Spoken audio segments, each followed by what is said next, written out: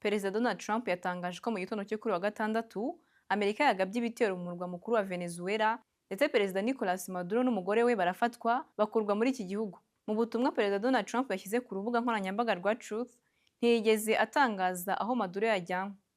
Yavuze ko Perezida Maduro n'umugore we bafashwe ndetse bakurwa muri iki gihugu binyuze mu bitero bikomeye bya Amerika. Nyuma yo gufatwa kwa Maduro, Minisitiri w'Ingabo za Venezuela Vladimir Padrino Lopez byavugaga ko yishwe yagaragaye ari muzima. Mu ijambo rye yatambutse ku mbuga nkoranyambaga, Vladimir Padrino Lopez yavuze ko batazigera bajya mu biganiro, batazigera bamanika amaboko kandi ko bazatsinda. Kugeza ubu amakuru ahari avuga ko Maduro yafashwe n'abasirikare ba Amerika babarizwa mu mutwe udasanzwe woherezwa aho rukomeye witwa Delta Force. Umunyamabanga wa Leta Zunze Ubumwe za Amerika ushinzwe ububanyi n'amahanga Marco Rubio yatangaje ko Perezida Maduro wa Venezuela azaburanishirizwa muri Amerika. Kuburanishirizwa muri Amerika kwa Maduro gufitanye isano n'ibyaha byo gucuruza ibiyobyabwenge n'iterabwoba yahamijwe n'urukiko rwo muri New York mu 2020.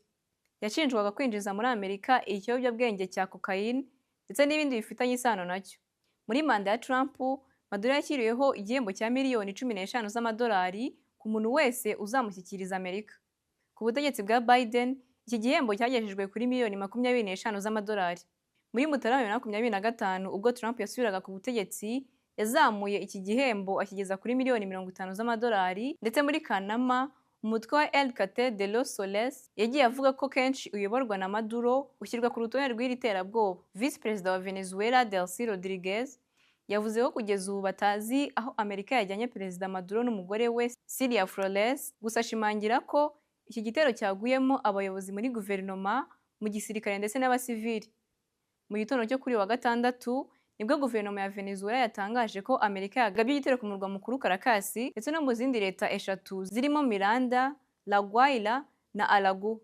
Ibi bitero byibasiye cyane ibigo bya gisirikare birimo n'icya La Fuerte Tiuna. Ifatwa rya Maduro ribaye mu gihe harashize imyaka myinshi uyu mugabo atavuga rumwe na Leta Zunze Ubumwe za Amerika. Trump yagiye agaragaza kenshi ko Maduro ari umunyagitugu ndetse Amerika itemera ubuyobozi bwe.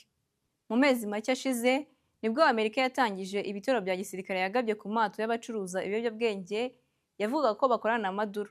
Ku rundi ruhande, Maduro yagiye avuga kenshi ko ibi bitero bya Amerika bigamije kwigarurira umutungo w'igihugu cye no gushyiraho ubuyobozi bukorera mu kwaha kwa Amerika.